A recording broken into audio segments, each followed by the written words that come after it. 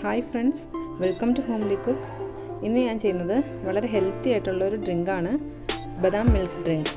അതെങ്ങനെയാണ് ചെയ്യുന്നത് നമുക്ക് നോക്കാം. ബദാം ഡ്രിങ്ക് ചെയ്യാൻ വേണ്ടിയിട്ട് ഞാനിവിടെ ഒരു 5 ബദാം എടുത്തിട്ടുണ്ട്. ഇത് ഒരു 8 മണിക്കൂർ വെള്ളത്തിൽ കുതിർത്തിട്ട് ഞാൻ ഇതിൻ്റെ തൊലിയെല്ലാം മാറ്റി വെച്ചിരിക്കുന്നതാണ്. ബദാമിൻ്റെ തൊലി കളയാൻ വേണമെങ്കിൽ തിളച്ച വെള്ളത്തിലിട്ടിട്ട് നമുക്ക് തൊലി കളഞ്ഞെടുക്കാം. പക്ഷേ അത് നന്നായിട്ട് കുതിർന്ന് കിട്ടില്ല.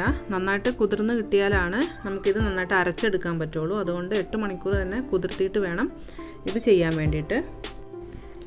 ഇനി ഇതിലേക്ക് കുറച്ച് ഡേറ്റ്സ് വേണം. ഞാനിവിടെ ഒരു 3 ഡേറ്റ്സ് എടുത്തിട്ടുണ്ട്. ഇതിൻ്റെ വലിപ്പം അനുസരിച്ച് നമുക്ക് 2-3 ഡേറ്റ്സ് എടുക്കാം. ഇതിൻ്റെ സീഡ് മാറ്റിയിട്ട് വേണം ഇതെടുക്കാനായിട്ട്. ഇനി ഇതൊരു മിക്സിയുടെ ജാറിലേക്ക് മാറ്റാം. ഡേറ്റ്സിൻ്റെ സീഡ് മാറ്റിയിട്ടുണ്ട്. ബദാം കൂടെ ഇതിലേക്ക് ചേർത്ത് കൊടുക്കാം. ഇനി ഇതൊന്ന് ജസ്റ്റ് ഒന്ന് അരച്ചെടുക്കണം.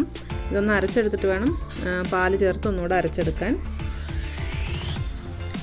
അപ്പോൾ ഞാനിവിടെ ഒന്ന് അരച്ചെടുത്തിട്ടുണ്ട്.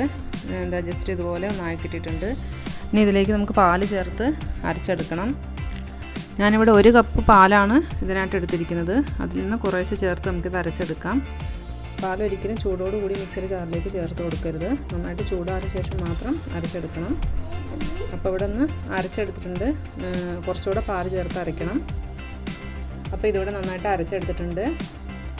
ഇതുപോലെ നന്നായിട്ട് അരഞ്ഞ് കിട്ടണമെങ്കിൽ ബദാം നന്നായിട്ട് കുതിർന്നാലാണ് നന്നായിട്ട് അരഞ്ഞ് കിട്ടുള്ളൂ. ഇനി ഇതിലേക്ക് ബാക്കിയുള്ള പാല് കൂടെ ചേർത്ത് നന്നായിട്ട് മിക്സ് ചെയ്തെടുത്താൽ മതി. ബാക്കിയുള്ള പാല് കൂടെ ചേർത്ത് കൊടുത്തിട്ടുണ്ട്. ഇതിലേക്ക് 2 ടീസ്പൂൺ പഞ്ചസാര കൂടെ ചേർത്ത് കൊടുത്തിട്ടുണ്ട്. ഇത് ആദ്യമേ ചേർത്ത് നമുക്ക് അരച്ചെടുക്കാം. ഞാനത് വിട്ടുപോയതാണ്. ഇനി ഇത് നന്നായിട്ട് ഒന്നങ്ങ് മിക്സ് ചെയ്തെടുക്കാം. അപ്പോൾ ഇവിടെ ബദാം ഡ്രിങ്ക് റെഡി ആയിട്ടുണ്ട്.